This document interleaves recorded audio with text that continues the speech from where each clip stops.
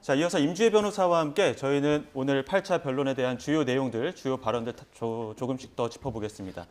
지금 윤 대통령 측의 주요 발언들이 나오고 있고요. 질문들 중에는 메모와 관련된 이야기들이 주로 많습니다. 윤 대통령은 지금 현장에서 눈을 감았다 떴다 하면서 조태용 국정원장의 진술을 청취하고 있고, 또 한편으로는 조태용 국정원장의 그 메모 발언에는 또 눈뜨고 주시를 했다, 이런 내용들도 나오고 있고요. 지금의 어떤 윤 대통령 측 대리인단의 질문들은 주로 메모와 관련된 이야기들이 많이 나오고 있습니다. 메모와 관련해서 어떤 이야기가 있었냐면, 조태용 국정원장은 지금까지 알기로 홍장원 전 차장의 첫 메모는 찢었다. 두 번째, 세 번째, 네 가지 종류의 메모가 있었고, 두 번째 메모의 향방은 알 수 없다. 그리고 한 세 번째 메모쯤에 그 정치인들, 그러니까 이름들이 좀 적혀 있다, 이런 이야기들도 있었는데, 변호사님, 이렇게 메모가 반복되거나 여러 장이 있거나 그러면 신빙성이 조금씩 더 떨어지는 거 아닙니까? 이런 부분도 지적한 걸까요?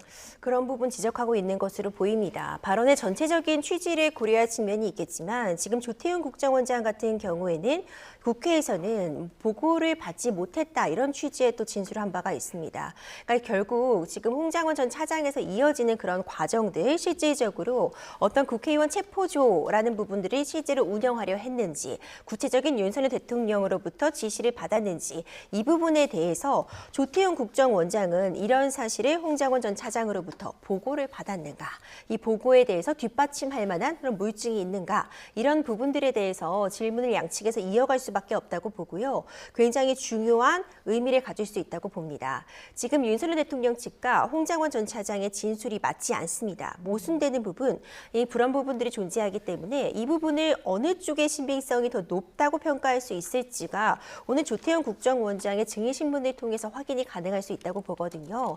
그렇기 때문에 뭐 쪽지의 존재, 이런 부분들도 지금 쟁점이 되고 있고, 과연 이 쪽지가 뭐 여러 장이 있었던 것인지, 실제로 제대로 본 사람이 있는지, 이런 부분들 추가적으로 앞으로 있을 증인신문 과정에서도 주신문, 반대신문, 그리고 재판관의 직접 질문을 통해서 쟁점이 되리라고 저도 보고 있습니다. 예, 그 홍장원 전 차장의 메모가 4종류 있던 걸로 파악했다고 조태용 원장이 얘기를 했는데, 그 홍장원 전 차장의 보좌관이 4명에서 5명 정도인데 현재 모두 재직 중이라고 합니다.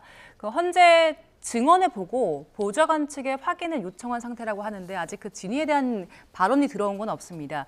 그렇다고 한다면 그 보좌관들을 대상으로 헌재가 직접 증인 신문을 할 수도 있습니까? 그렇죠. 만약 이제 오늘 증인 신문이 지나고 나서도 헌법 재판관들이 보기에 아직 좀 진술의 모순점이 명확하게 확인이 되지 않았다, 이렇게 본다면 추가적으로 이 부분을 확인할 수 있는 증인을 직권으로 신청을 하든 재판부에서, 아니면 양측에서 추가로 요청할 가능성은 있습니다.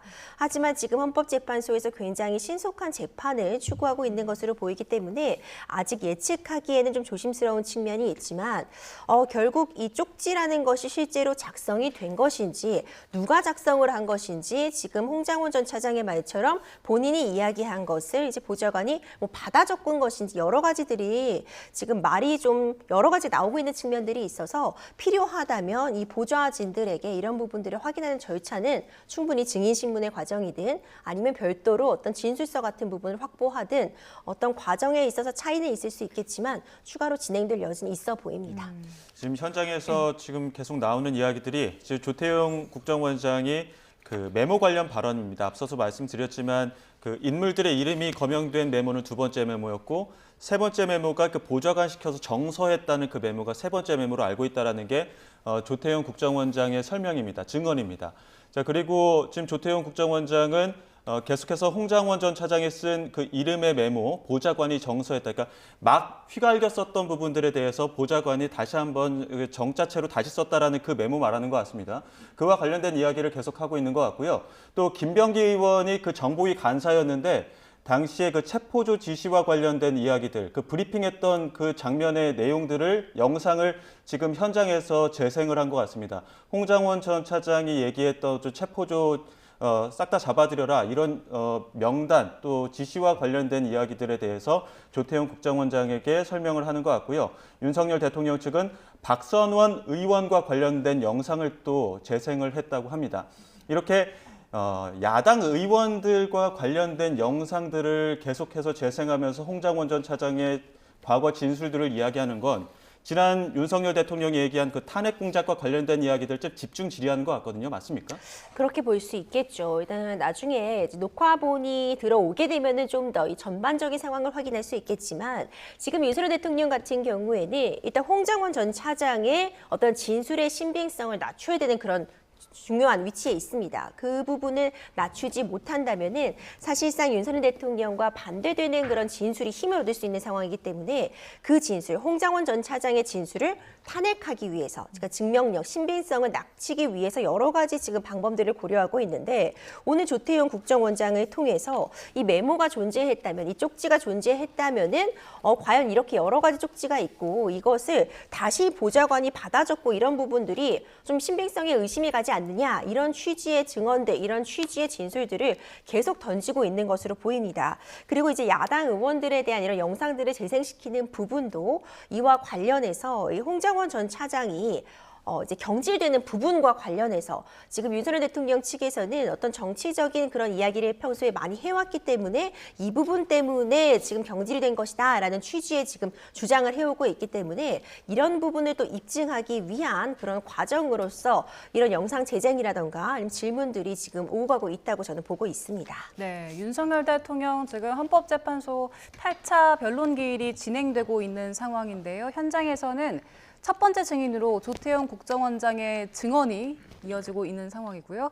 저희 지금 차진아 고려대 법학전문대학원 교수도 함께 오셔서 이야기 이어가겠습니다. 어서 오십시오. 안녕하세요. 예, 지금 현장에서는 그 홍정원 전 차장이 적었던 메모와 관련된 질의가 굉장히 집중적으로 이루어지고 있습니다. 다시 내용을 좀 정리해드리면 조태용 국정원장은 보좌관을 시켜서 다시 쓰게 했다는 메모는 처음 본다라고 했고요. 홍정원 전 차장이 첫 메모는 찢었다고 말했다. 그리고 12월 3일 두 번째 메모의 향방은 알 수가 없는데 사람 이름 가지런히 썼던 그 두 번째 메모다라고 했습니다. 그리고 홍장원 전 차장의 메모가 4가지 정도 종류가 있었던 걸로 파악을 하고 있는데 관련해서 일단 두 번째 메모의 향방은 알 수 없다고 밝혔고요. 그리고 홍장원 차장의 보좌관이 4명에서 5명 정도인데 그 메모를 받아 적었던 보좌관을 얘기하겠죠. 근데 모두 현재 재직 중이라고 합니다. 현재 증언을 보고 보좌관 측에 확인을 요청한 상태다 이렇게 밝힌 상황입니다. 관련해서는 이제 앞으로 보좌관들에 대한 이야기들, 보좌관들이 직접 그걸 받아 적었던 보좌관의 이야기를 좀 들어볼 필요도 있을 것 같아요. 어떻습니까? 예, 그래서 안 그래도 지난 그 변론 기일에서 홍장원 국정원 1차장의 메모가 원본 메모가 아니고 보좌관을 시켜서 다시 정리하고 거기에 본인이 또 추가한 가필한 그런 메모라는 사실이 밝혀져서 그럼 보좌관이 누구냐라고 했을 때 밝힐 수 없다라고 했는데 오늘 그 조태용 국정원장의 증언에 따르면 한 4에서 5명의 보좌관들이 이 메모 작성에 참여한 것으로 보이고 그리고 문제가 된 언론에 공개가 된 그 메모는 4번째 메모라고 하는 것으로 봐서 그 첫 번째 그 찢어버렸다는 메모 말고 3개의 메모에 그 보좌관들이 그 작성에 개입한 거 아닌가 하는 의심을 가질 수 있고요. 그렇다 그러면 그 메모 작성에 관여했다라고 하는 그 보좌관들을 증인으로 불러서 그 메모 작성 경위와 원본 메모를 본 사람이 있다 그러면 원본 메모의 내용이 어떠한가 하는 부분에 대한 확인이 필요한 것으로 보입니다.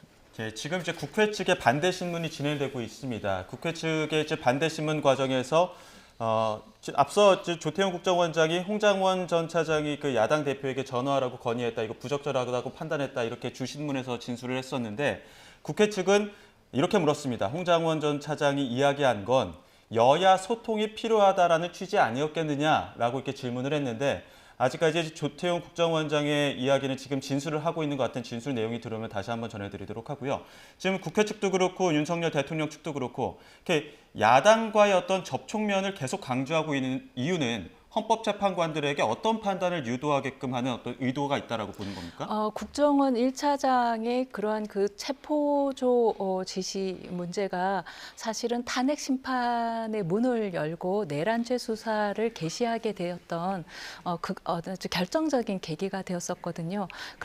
그리고 실제로 만약에 체포조 운영이 사실로 밝혀질 경우에 탄핵 심판 절차에서 파면할 수 있는 아주 중요한 근거가 증거가 될 수 있을 뿐만 아니라 향후 형사법정에서 그 내란죄 성립을 인정할 수 있는 중요한 증거가 될 수 있기 때문에 그래서 이 메모의 신빙성 및 그 홍장원 1차장의 이 변론의 기일에서의 진술이 신빙성이 없다, 거짓말을 하고 있다라고 해서 그 증언에 믿을 수 없다라고 해서 그 증언을 날려야지만 이제 속된 말로 날려야지만 본인에게 유리하기 때문에 그래서 국정원 1차장이 결국은 민주당 지도부나 민주당 유력 인사와 접촉해서 그러한 진술이 오염됐다, 메모도 조작되었다 이렇게 주장하는 것으로 보입니다. 예. 자, 현장에서 지금 속보가 그러니까 헌법재판소 외에 지금 사건 속보가 들어와서 한 가지 전해드리겠습니다. 지금 오늘 오전 8시 반쯤에 전북 부안군 왕등도 인근 해상에서 조업 중이던 34톤 어선에 불이 났습니다. 지금 해경은 경비함정을 화재 현장에 급파하고 인근 선박에 구조를 요청한 상황인데요. 모두 11명이 타고 있었는데 현재 끝까지는 5명이 구조됐고 지금 나머지 인원에 대해서 구조 작업이 계속 진행되고 있다는 소식이 속보로 들어왔습니다. 해경 관계자는 지금 화재가 난 선박에 대한 진화 작업도 지금 벌이고 있는데 그보다는 인명 구조를 우선하고 있다 이렇게 전하기도 했고요. 이번 화재와 관련해서 해양수산부 장관은 해경 등과 협조해서 신속히 화재를 진압하고 인명피해 최소화를 위해 만전을 기하라고 이렇게 지시를 했습니다. 지금 현장에서는 5명이 구조됐고 아직 6명이 남아있는 상황이기 때문에 이와 관련해서 현장에서 추가 소식이 들어오면 저희가 신속하게 다시 한번 전해드리도록 하겠습니다.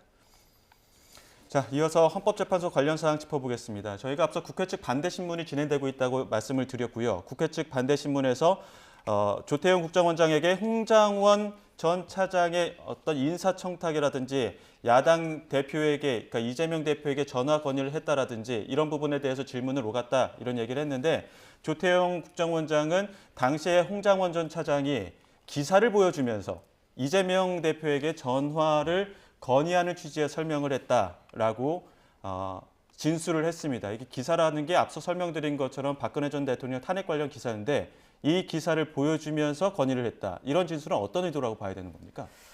이런 부분을 보자면 결국 이 국회에서의 증언은 기억나는 대로 사실 기억을 거역에 거스리지 않고 본인이 아는 대로 증언을 하면 되는 부분이겠죠. 근데 이런 일단 진술이나 이런 증언들이 나와 있는 부분은 홍장원 전 차장이 이제 경질이 되고 그 이후에 어떤 국회라던가 좀 본격적으로 진술을 하고 있는 부분과 관련해서 정치적으로 어떤 편향성을 띠고 있었다 이런 부분들을 언급하기 위한 그런 시도로 보고 있습니다. 예. 물론 이런 것들이 어떤 재판에 있어서 영향을 줄 수 있다고 보기 때문에 이런 이야기를 하고 있다고는 보고 있고요.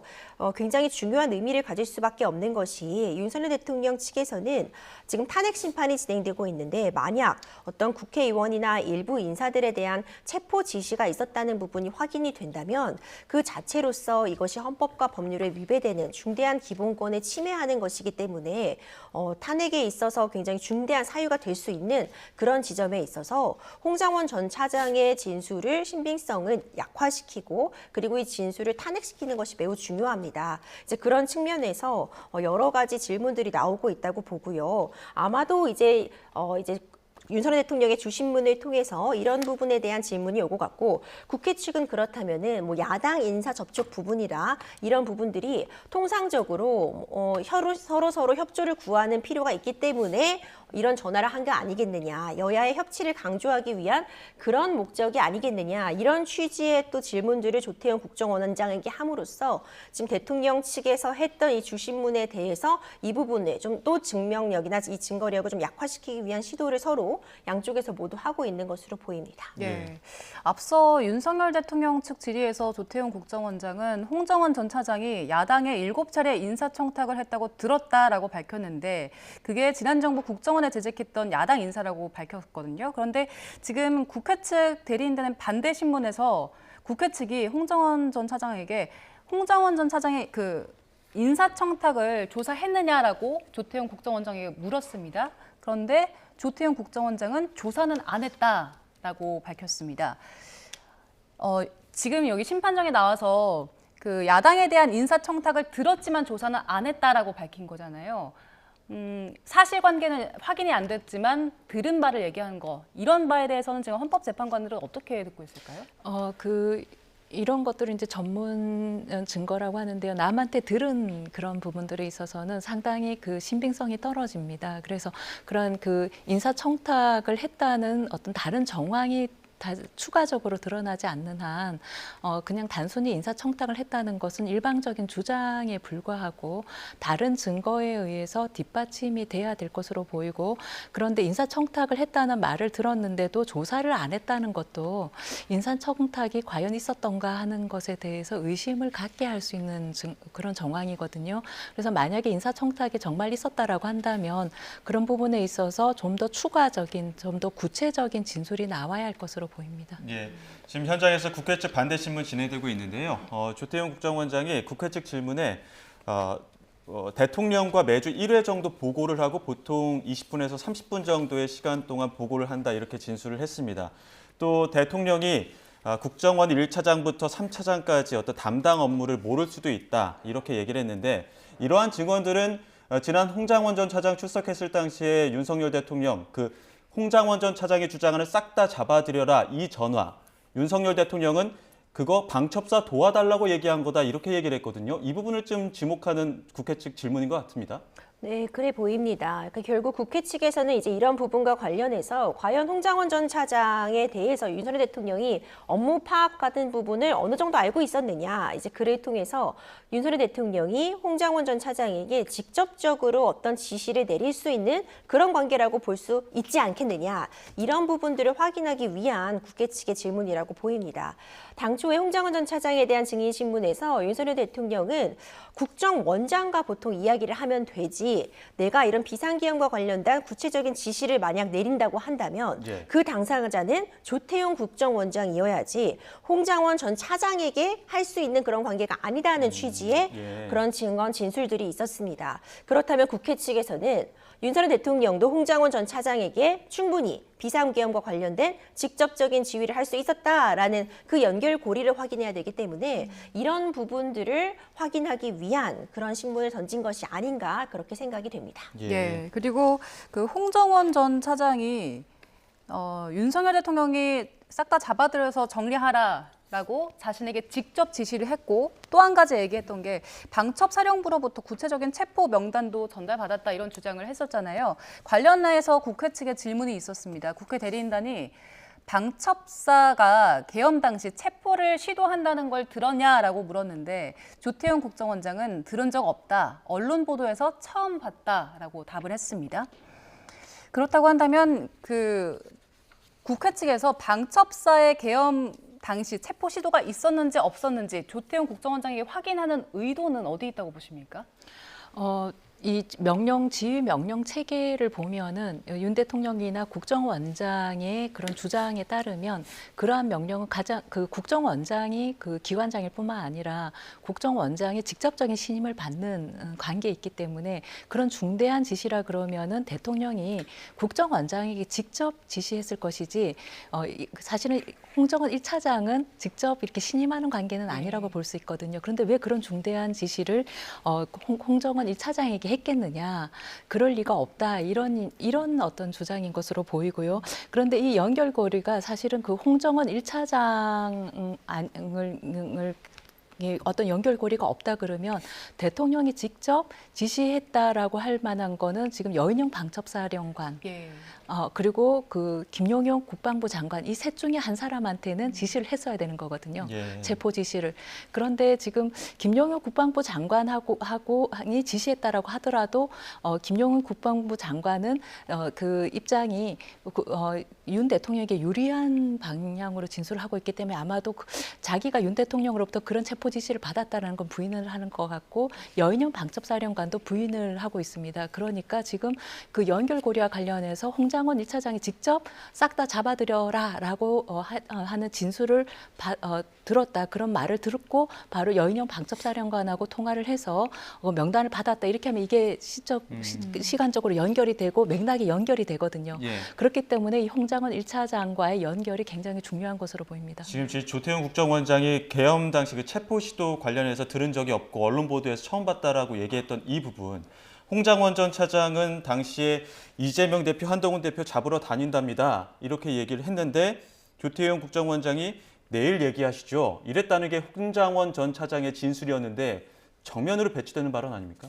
그렇죠. 이제 이런 부분들이 사실 누군가는 지금 기억에 반하는 진술을 하고 있다라고 볼 여지가 충분히 있겠죠. 물론 이 12.3 비상계엄 선포 직후의 상황은 매우 혼란스러웠을 것이라 예측이 됩니다. 그렇기 때문에 당시에 어떤 지시를 받았는지 받은 대로 정확히 기억나는 대로 말해라 이런 질문들, 그리고 이 부분을 추후에 어떻게 보고를 했는지 아니면 어떻게 또 그 하부 직원들에게 다시 지시를 했는지 이런 부분을 정확하게 토시 하나도 틀리지 않고 증언을 하는 것은 쉽지 않은 일일 수 있습니다. 예. 근데 전반적인 취지는 적어도 맞는 게 중요할 것 같은데, 누군가는 구체적으로 어떤 체포에 대한 지시가 있었고 이 명단도 공유를 받았고 이에 대해서 보고를 했는데, 보고받았다는 지금 사람은 보고받은 적이 없다는 취지로도 지금 이야기를 하고 있어서 이 보고의 존재 유무 자체는 사실 확인이 필요해 보이거든요. 그러니까 누군가는 이 부분을 보고했고 누군가는 보고받지 않았고, 이제 이런 부분 같은 경우에는 지금 재판부에서도 추후에 이제 국회의 반대 신문이 끝나면 재판부가 직권으로 이제 직접 질문을 할 때 이런 부분을 좀 더 확인할 수 있는 추가적인 질문을 던지지 않을까 저는 생각이 됩니다. 예, 그리고 지금 그 헌법재판소 대심판정에서는 계엄 선포 당시 국무회의 그리고 그 전후 상황에 대한 질의도 오가고 있는 것 같습니다. 그 조태용 국정원장이 국무회의 당시에 대통령이 계엄의 필요성을 말했다고 하면서 계엄을 발표한 뒤에는 부처 일을 잘하라라고 말씀하셨다라고 밝혔습니다. 그리고 대통령실 도착 후에 계엄 선포에 대해서 처음 들었다라고 조태용 국정원장이 밝혔고요. 대통령과 통화를 할 때는 경호실이 지급한 보안폰을 사용한다고 밝혔습니다. 조태용 국정원장 12월 3일 8시 20시에 대통령에게 전화를 받았다라는 내용까지 지금 들어왔거든요. 그 조태용 국정원장이 계엄 선포 전에 국무위원은 아니지만 국무회의 참석을 했잖아요. 배석했습니다. 그럼 이와 관련돼서 그 당시 상황을 국회 측에서는 좀 더 자세히 면밀히 파악하려고 하는 걸까요? 예, 그렇습니다. 그 지금 여인영 방첩사령관의 진술과 홍장원 1차장의 진술이 좀 엇갈리는 부분이 또 있거든요. 예. 그래서 전화한 시점에는 그러니까 여인영 방첩사령관하고 홍장원 1차장이 통화 시점, 그 체포조 명단을 불러줬다는 그 시점과 관련해서 그때는 아직 합수본을 차리기 전이기 때문에 체포조고 이런 것들이 아직 생각을 안 했던 시점이고 2시간 후에나 이 합수본과 관련해 가지고 계엄 포고령이나 이런 거 위반과 관련해서 합수본이 그 방첩사령부에 이제 설치될 것이기 때문에 그때야 얘기되는데 2시간 후에나 있을 체포조를 어떻게 2시간 앞당겨서 홍장원 차장에게 여인영 방첩사령관이 명단을 불러줬겠느냐 이렇게 반박하고 있고요. 그리고 윤석열 대통령이 그때 진술한 바에 따르면은 처음에 그 조태용 국정원장이 출장 간 줄 알고 예. 홍장원 1차장에게 전화를 했었는데 그래서 지금 원장이 안 계시니 중요한 일을 잘 처리를 하라 예. 이렇게 했는데 그 국무회의 소집하기 전에 그 여러 이제 그 장관들이랑 이렇게 대통령실에 모였을 때 예. 그때 그 조태용 국정원장이 와 있더라는 것입니다. 그렇다 그러면은 이런 정황을 보면은 윤 대통령 측에서 주장하는 바는 그러면은 국정원장이 있는 걸 이제 알았는데 그런 중요한 지시를 체포하라는 지시를 왜 국정원장을 제껴놓고 그 홍정원 1차장에게 그런 지시를 했겠느냐. 예. 자기는 싹 다 잡아들여라 하는 그런 지시는 간첩을 받아 잡아들이라는 것이지 지금 그 말한 그 체포조 이런 것과는 관련이 없다. 이제 이렇게 변수하고 예. 있거든요. 그래서 이 부분도 좀 밝혀야 될 부분인 것 같습니다. 예, 현장에서 굉장히 좀 주목할 만한 발언이 나왔습니다. 조태용 국정원장이 그 계엄 당일날 12월 3일날 8시에 대통령으로부터 전화 받았다 이런 진술을 하면서 당시에 미국에 안 갔다고 분명히 말을 했다고 했거든요. 그런데 윤석열 대통령은 미국에 갔다고 생각을 하고 홍장원 전 차장에게 전화를 했단 말이죠. 이런 부분과 관련해서는 윤석열 대통령의 어떤 주장과는 좀 배치되는 거 아닙니까?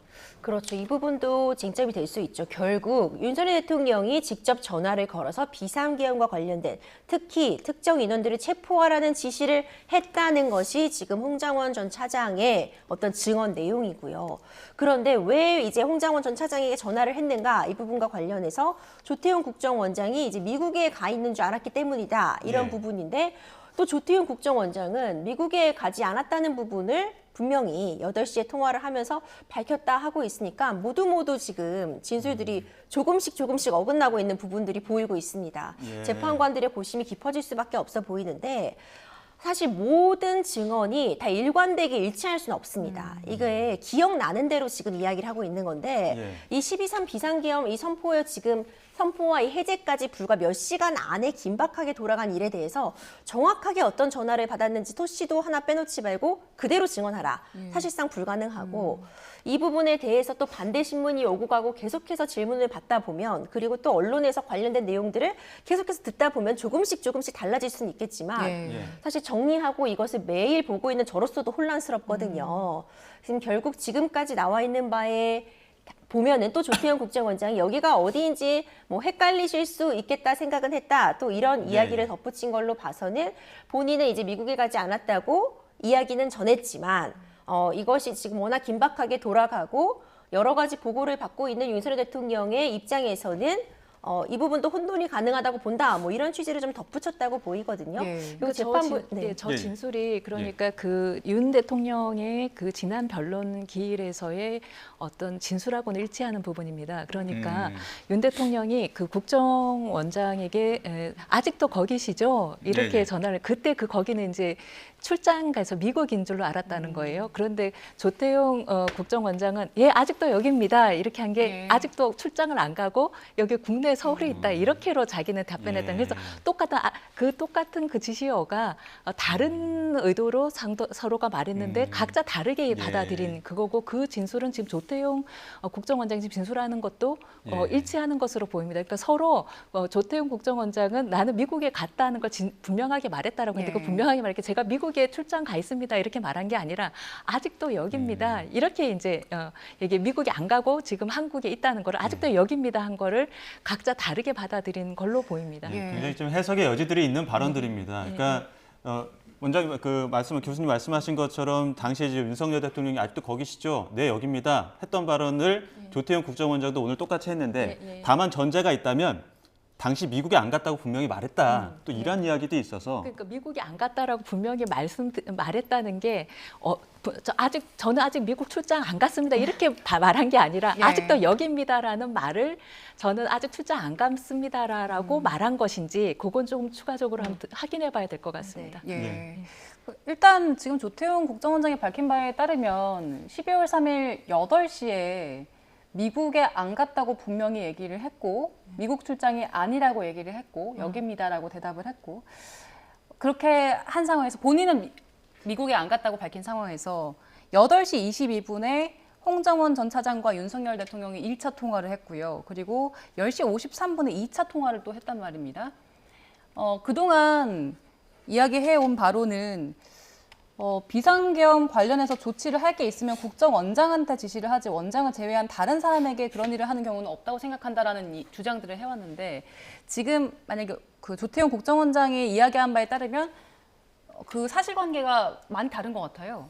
예, 만약에 그 미국에 출장 간 게 아니고 아직 서울에 있다라고 분명히 말했는데 그래서 윤 대통령 국정원장이 지금 한국에 있다는 걸 분명히 알면서도 홍정원 1차장에게 추가로 거듭 또 전화를 그것도 지금 한 1시간 안에 다시 또 전화를 한 거라 그러면은 그것은 지금까지 윤 대통령이 그 변소한 내용하고 좀 달라질 수 있는 부분이 있거든요. 그래서 오히려 그러면 그 조태용 국정원장에게가 아니라 대북 관련 그런 하는 1차장에게 직접 지시를 내리려고 했던 거 아닌가라고 의심해 볼 수 있는 그런 정황도 되는 것 같습니다. 예, 지금 또 여러 가지 진술들이 나오고 있는데 그 국무위원들에게 나눠줬다고 하는 쪽지, A4 용지, 그 용지와 관련된 이야기가 있었던 것 같습니다. 조태용 국정원장은 당시에 그 국무회의라고 지금 한쪽에 주장하고 있는 그 당시에 A4 용지 원탁에서 보지 못했다. 단전 단수 지시 관련 종이 본 적이 없다.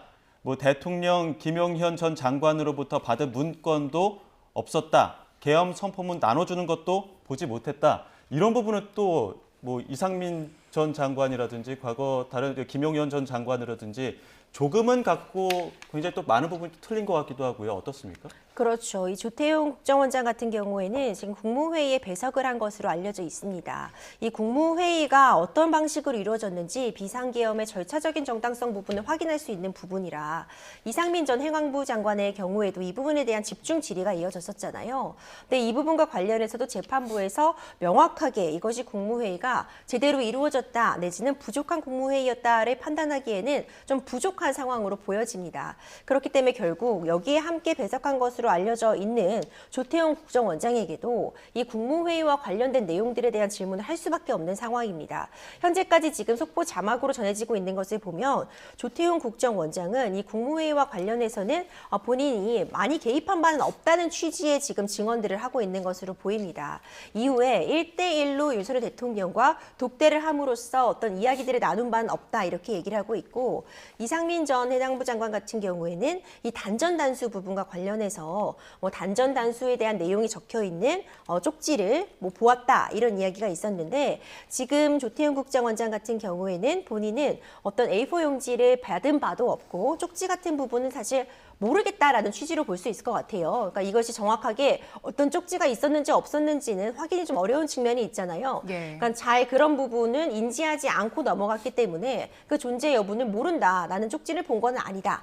이런 취지의 지금 증언을 하고 있는 것으로 보여서 추가적으로 질문이 있을 것으로 보이는데 결국 그 국무회의 당일 그 당시에 상황들에 대해서 추가적으로 어떤 진술들을 이끌어낼 수 있을지 국회 측에서 아마 이 부분을 조금 더 질문을 할 것이라고 봅니다. 네, 윤석열 대통령의 탄핵 심판 변론길 8차 변론길이 진행되고 있는 상황에서 속보가 하나 들어왔습니다.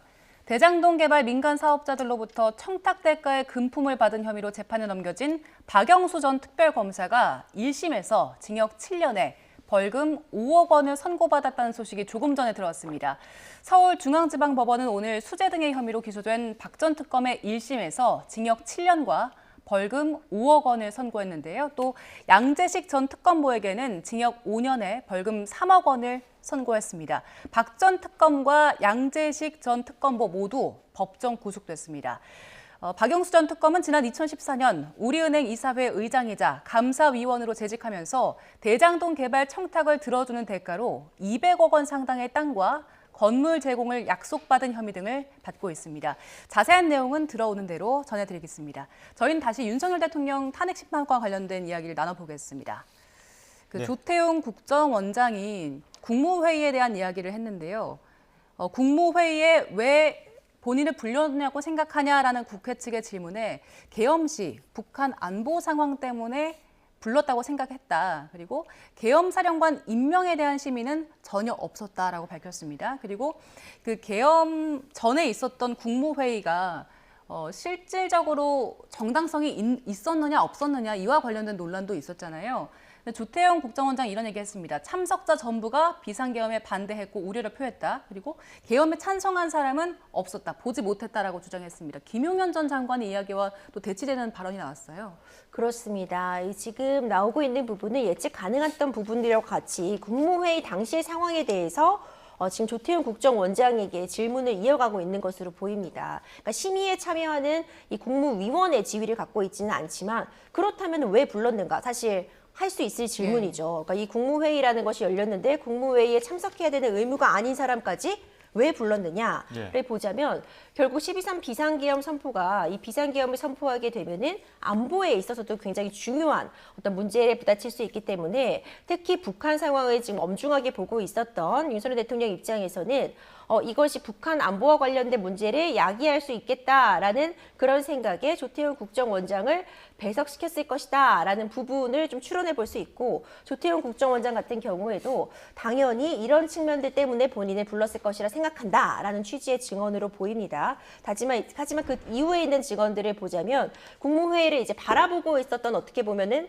제3자적 관점에서 이 국무회의를 함께 바라보고 있었던 입장에서 보면 이 비상계엄 선포에 찬성을 하는 국무위원은 없었다. 다들 우려를 표했다. 이런 지금 증언들이 있거든요. 근데 이 국무회의가 원래 찬반을 나누는 자리는 아닙니다. 네. 찬성 손들어 보시죠. 반대 거수하세요. 이런 자리가 아니기 때문에 우려를 표했다라는 취지로 해석은 가능할 것 같습니다. 모두가 이 부분과 관련해서 이 비상계엄을 선포했을 때 각자 담당하고 있는 그런 업무와 관련해서 이런 부분이 문제될 수 있고 이런 부분이 우려된다. 이런 취지에 대한 발언들을 오고 갔다고 지금 해석이 돼 보이고 그리고 계엄 사령관 임명 같은 부분에 대해서는 논의도 없었다. 심의, 그러니까 논의한 바도 없었다라는 취지의 지금 증언을 하고 있는 것으로 보입니다. 조금 더 이 국무회와 관련된 발언들을 좀 더 함께 볼 필요가 있을 것 예, 같습니다. 근데 질문은 또 다른 쪽으로 또 이어지고 있는 것 같습니다. 지금 홍장원 전 차장 독대했을 때 조태영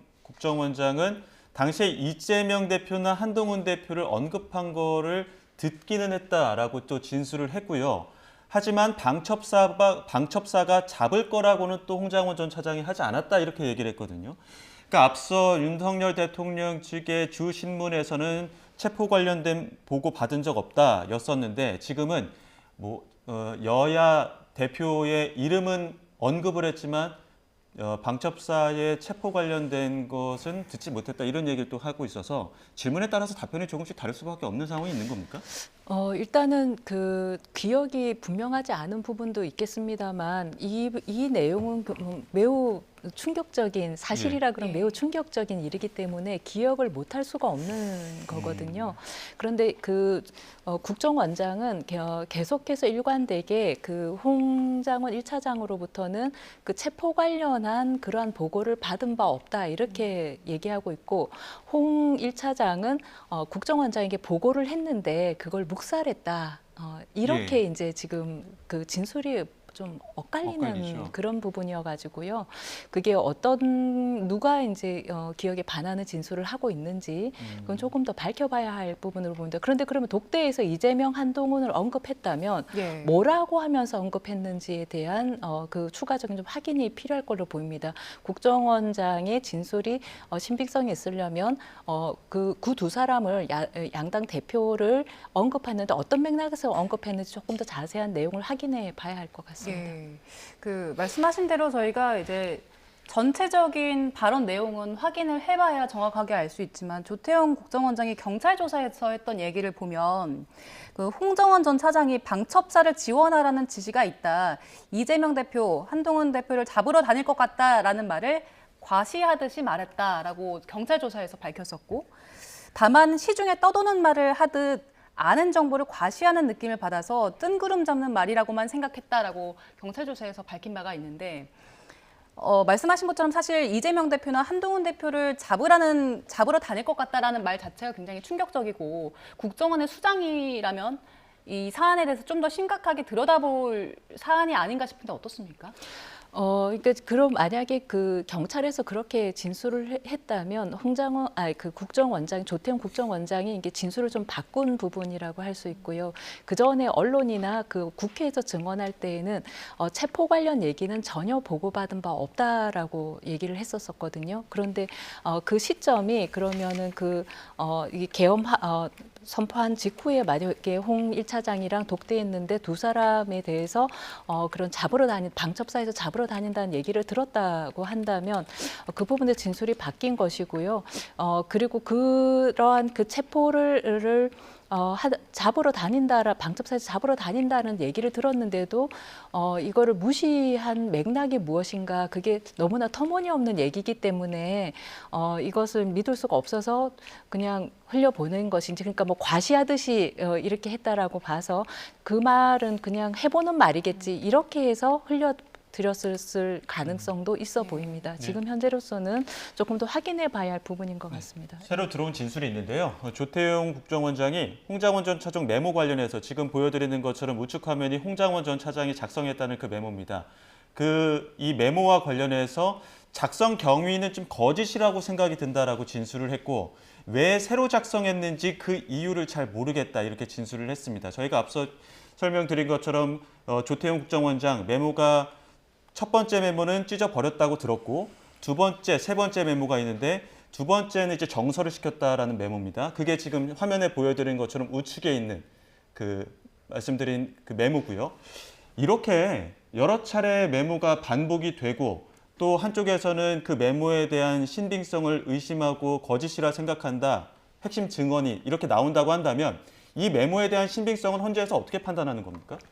주변의 여러 가지 정황 그리고 다른 물증들 여러 사람들의 증언을 종합적으로 평가할 수밖에 없습니다. 이 메모라는 것이 사실 내가 뭐 이 상황에서 적어두었다 이 정도의 의미를 갖는 것이지 어떤 계약서 같은 공식적인 문서라던가 뭐 내 서명이 담겨 있다거나 이것의 진위 여부를 정확하게 확인할 수 있는 그런 측면은 아니라고 볼 수 있기 때문에 결국 재판관들이 이것을 어떻게 바라볼지 그 해석의 여지는 굉장히 넓게 열려 있다고 봅니다. 다만 구체적으로 어떤 이름들이 이제 적시되어 있고 이와 관련해서 실제로 어떤 보좌관들이 이런 부분들을 명확하게 전달받았다거나 이런 부분을 들었다.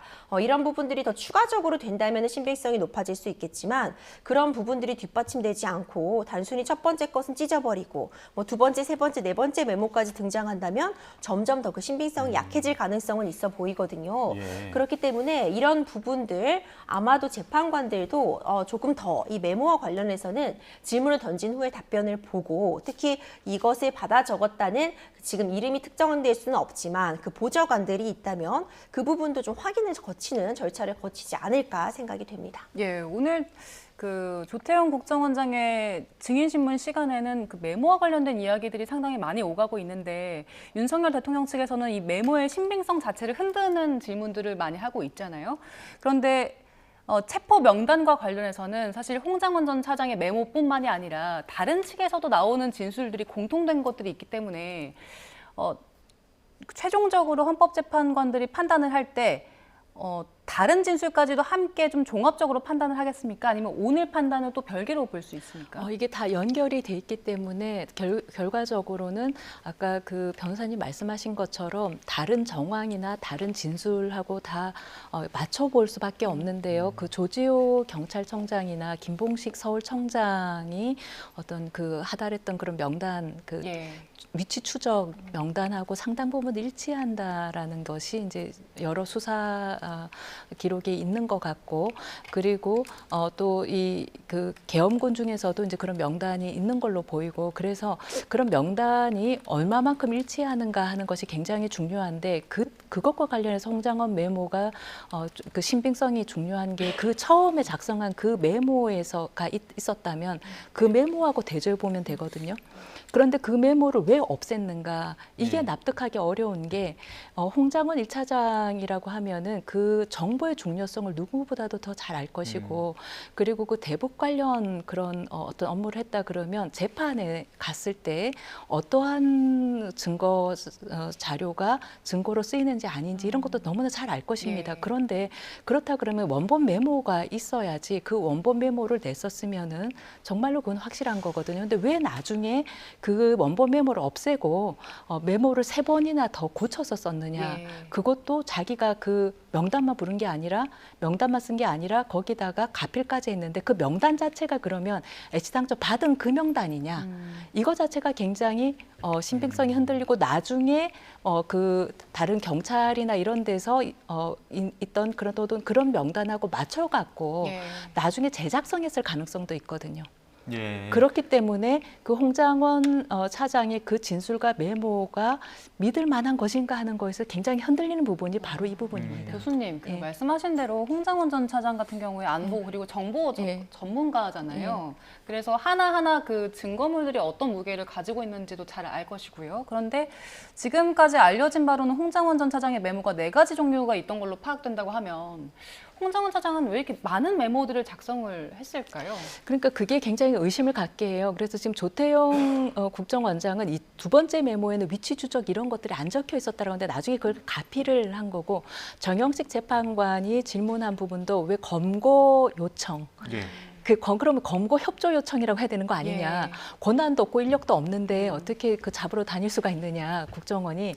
이런 부분에 있어서 오히려 그런 뭐라고 해야 되나요. 그 메모만 딱 보면은 체포조를 운영해서 잡으러 다니려고 했다라고 하는 것을 딱 보면은 알 수 있게끔 해서 언론에 공개하기 위해서 나중에 이것을 가필하고 좀 만든 거 아니냐 이런 의혹을 갖게끔 하거든요.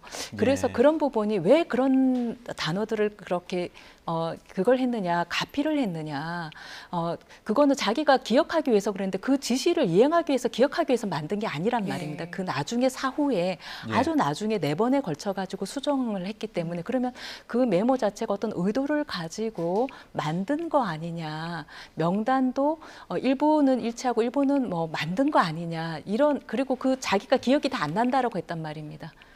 부르다가 이거는 말도 안 되는 그 소리다 싶어가지고 메모하다가 왼손으로 메모하다가 그냥 관뒀다고 했어요. 그렇다 그러면 그 이름을 다 어떻게 기억을 합니까? 한두 명도 아니고 10몇 명인데, 그래서 그런 부분에 있어서 그 명단, 홍장원 메모에 있는 그 체포조 명단이 상당히 신빙성을 의심받게 되는 정황이라고 볼 수 있습니다. 자, 헌법재판소에서 열리고 있는 윤석열 대통령 탄핵심판 8차 변론. 지금 주신문과 반대신문이 끝나고 다시 윤 대통령 측의 재주신문이 진행이 되고 있습니다. 재주신문 과정에서는 대통령 측에서 대통령이 평소 홍장원 전 차장과 독대도 안 했다, 이렇게 이야기를 했고요. 또 관련된 질문을 조태용 국정원장에게 했는데 조태용 국정원장은 지시할 게 있으면 대통령이 내게 했을 것이다. 위치 추적이나 체포 지원 이런 거 관련해서는 1차장의 소관 업무가 아니다, 이렇게 얘기를 했거든요. 결국에는 윤석열 대통령과 홍장원 전 차장이 나눴던 그 통화에 대해서 조태용 국정원장은 윤석열 대통령 측의 어떤 의견과 좀 일치하는 부분이 있는 거겠죠? 그 부분은 그렇게 보입니다. 물론 전반적인 전체의 증언을 보자면 이것이 다 윤석열 대통령에 유리하고 다 불리하다, 이렇게 볼 수 없겠죠. 하지만 적어도 지금 언급해 주신 그 부분, 그러니까 결국 그 국정원 제1차장의 그 지위를 보면은 그것이 어떤 체포를 할 수 있는 인력을 갖고 있는 것도 아니고 실제로 위치 추적 같은 부분을 뭐 실행할 수도 없고, 그런 부분들을 누군가에게 업무를 맡길 수 있는 그런 위치가 아니다라는 점을 좀 강조하고 있는 것 같습니다. 그렇기 때문에 대통령이 그런 지시를 한다면은 이 홍장원 전 차장은 그런 지시를 받을 수 있는 당사자도 아니고 그 지시를 수행할 수 있는 당사자도 아니다, 이런 측면을 강조하기 위한 그런 질문을 던졌다고 보고, 적어도 그 질문에 대해서는 조태용 국정원장의 대답이 윤석열 대통령 측의 어떤 주장과 일치하고 있다고 보여서 결국 조태용 국정원장은 그렇기 때문에 메모의 신뢰성이나 정확성 같은 부분에 의심을 하고 있다는 취지의 지금 증언을 하고 있는 것으로 보입니다. 지금 헌법재판소 대심판정에서는 윤석열 대통령 탄핵심판 8차 변론 기일이 진행되고 있고요. 첫 번째 증인으로 조태용 국정원장의 증인신문 진행되고 있습니다.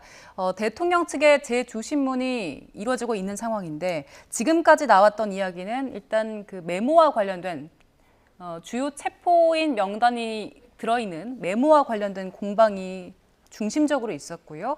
그리고 홍장원 전 차장이 야당 의원에 대해서 그 인사청탁을 했다, 그리고 조사는 하지 않았다라는 그런 이야기도 있었고, 또 국무회의에 관한 내용도 있었습니다. 지금까지의 내용을 쭉 봤을 때 윤석열 대통령 측과 그리고 국회 측, 이 둘 중에서 어느 쪽의 타당성, 어느 쪽의 발언에 좀 더 신빙성이 높게 있다고 보십니까? 일단 조태용 국정원장을 포함한 모든 증인들이 다 기억에 반하는 진술을 할 수 있는 동기를 다 가진 사람이라는 전제하에서 보면 이 진술이 다 어긋나는 부분들이 있고요. 근데 위치 추적 이런 것을 시켰다라고 하는 것은 김용현 국방부 장관이 인정을 했거든요. 그런데 그게 체포라는 게 아니라 개헌 포고령을 위반할 가능성이 많은 사람들의 명단을 줘가지고 동태를 파악하라고 한 거다, 이런 식으로 이제 변설을 한 부분이 있습니다. 그래서 아마 그 명단은 김용현 국방부 장관으로부터도 나왔을 가능성이 있는데, 문제는 그 윤 대통령과의 연결고리를 어디서 잡느냐 하는 것이 지금 쟁점인데요.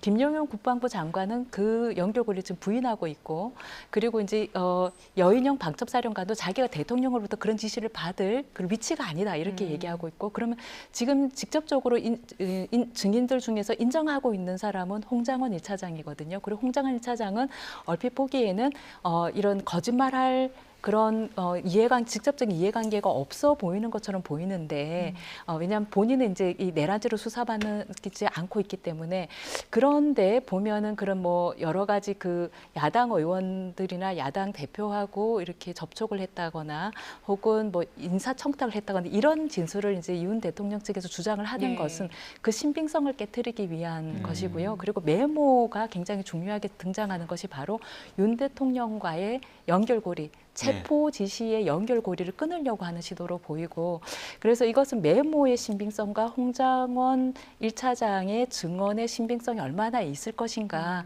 그것에 대한 판단 그리고 다른 그 경찰이나 이런 데서 이미 수사 결과 나온 그런 명단하고 일치하는 부분도 좀 있는데 그래서 이 부분에 있어서는 참 단언하기가 좀 어려울 것 같습니다. 예, 관점에 따라서 예. 그렇죠. 지금 그리고 홍장원 전 예. 차장 관련해서 지금 현장에서 관련 증언들이 굉장히 많이 나오고 있는데 일부는 홍장원 전 차장의 말했던 어떤 진술과 배치되는 부분들도 많고 일부는 아예 좀 다른 부분이나 좀 비슷한 부분들도 있는데 앞서 그 윤 대통령 측에서 오늘 변론기일 열리기 전에 홍장원 전 차장에 대해서 추가 증인 신청을 했거든요.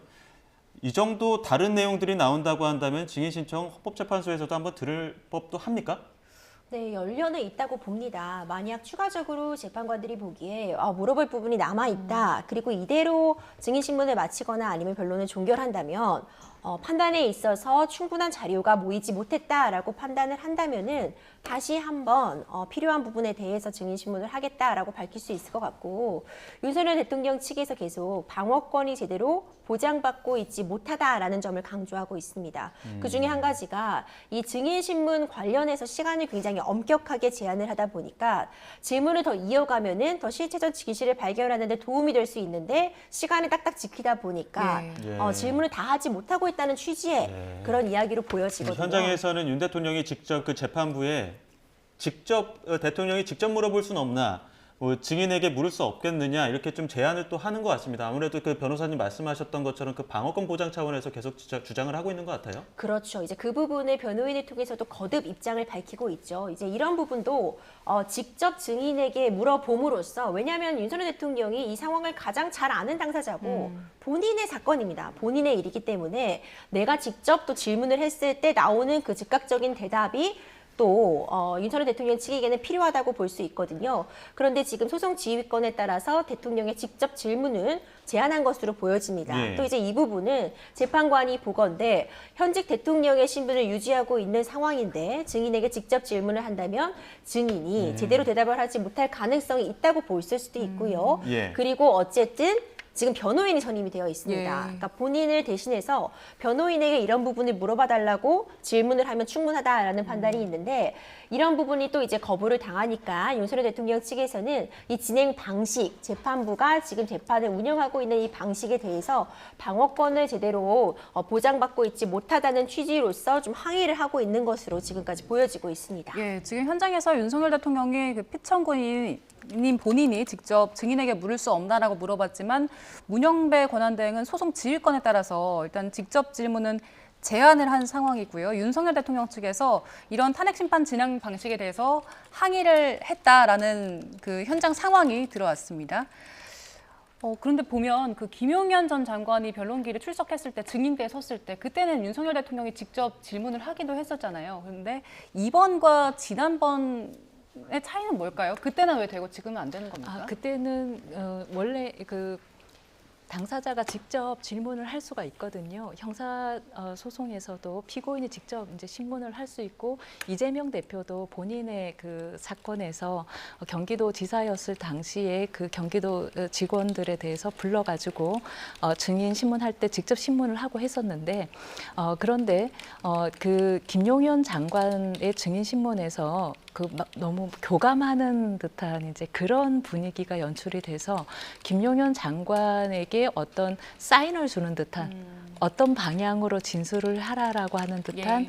그런 사인을 질문하면서 어떤 표정이나 뭐 제스처나 이런 부분에 있어서 그런 것들이 보여서 어떤 증인들이 윤 대통령의 영향력 하에 있어서 그 기억에 따라서 제대로 진술하기가 좀 어렵다라고 판단을 한 거 아닌가 싶습니다. 그 판단은 뭐 존중해야 되겠는데 다만 이제 그 윤 대통령 측 대리인의 입장에서는 이재명 대표의 형사재판에서도 마찬가지 어떤 이 상하 지휘 관계에 있었던 사람들에 대해서 바로 질문을 할 수 있도록 하고 주도를 했었는데 이재명 대표가 증인신문을 주도를 했었는데 윤 대통령에 대해서는 그걸 제안하는 것은 형평이 안 맞는 거 아니냐 이제 이런 식의 어떤 좀 항의를 하는 것으로 보입니다. 예. 지금 현장에서는 윤 대통령의 제주신문 과정에서 윤 대통령 직접 증인에게 질문을 할 수 있는 발언권을 헌재에 구했지만 헌재에서는 어떤 소송 지휘권과 관련한 이유 때문에 발언권은 좀 제한된 그런 부분에 대한 설명이 있었습니다. 아마 이후에는 국회 측에 또 재반대 신문이 있을 예정이고요. 오늘 오후에는 김봉식 전 서울경찰청장을 비롯해서 조성현 수방사 1경비단장의 또 증인 신문이 있기 때문에 관련된 소식은 이어지는 뉴스에서 계속 실시간으로 전해드리도록 하겠습니다. 지금까지 임주혜 변호사 그리고 차진아 고려대 법학전문대학원 교수 두 분과 함께했습니다. 고맙습니다. 고맙습니다.